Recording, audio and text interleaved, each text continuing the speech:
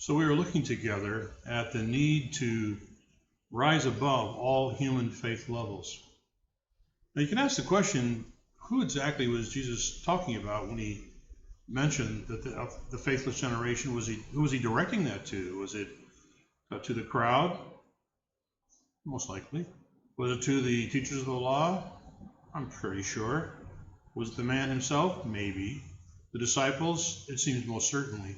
So he was directing this at all the groups that were there and challenging them. Don't be influenced by the level of faith of those around you, and even for believers, that we're not influenced by what our past faith is. Certain things we've seen the Lord do, we have a faith level, and we're going to face a new challenge, and there's a need for, for faith to increase. And so the next thing Jesus said to the man, if you can believe, when he was challenged, can you do anything? Jesus said, if you can believe, all things are possible to him who believes.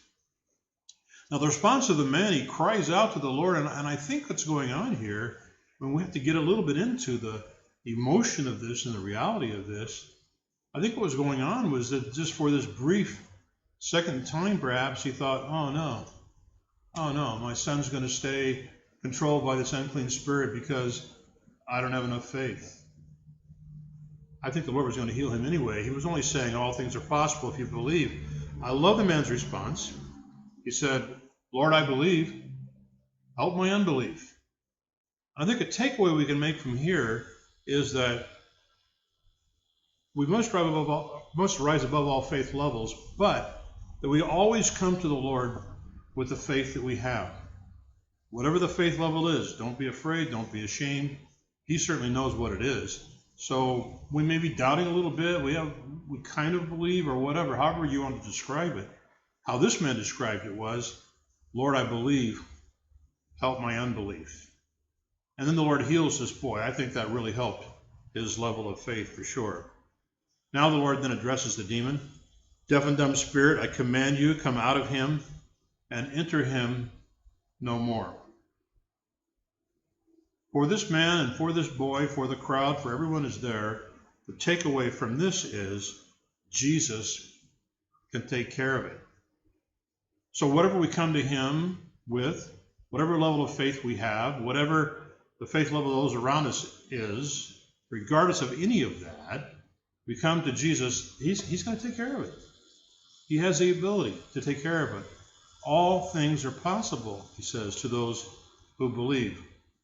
And he's the one that makes it possible. He can do the impossible. So Jesus can take care of whatever it is that we bring to him. So the encouragement is, whatever it is. And here's this desperate father gets exactly what he really is crying out for, because Jesus is able to take care of it. And the last point that I have here has to do with the sixth thing that Jesus said when the disciples asked him, referring back to the original start of the story, where they could not cast the demon out. It's like they kind of pulled Jesus aside and they said, why could not we cast out this demon? And the response of Jesus is, this kind can come out by nothing but prayer and fasting. Now, I know there's some traditions of texts that say it's just prayer. This kind can come out by nothing but prayer. But the truth is, he's, I think, talking about an extraordinary prayer. He says, this kind can come out by nothing but prayer and fasting. And the indication here is that if they had prayed and fasted, they would have had more faith. So I think the takeaway we can have from this is that we might want to consider, we should consider, consider prayer and fasting when we're dealing with a chronic or a difficult issue or situation.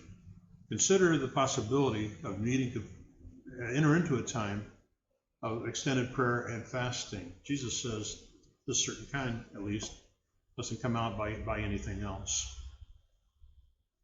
So all things are possible. With Jesus, all things are possible. Let's come to him with whatever level of faith we have, knowing he can meet whatever the need is that we bring before him.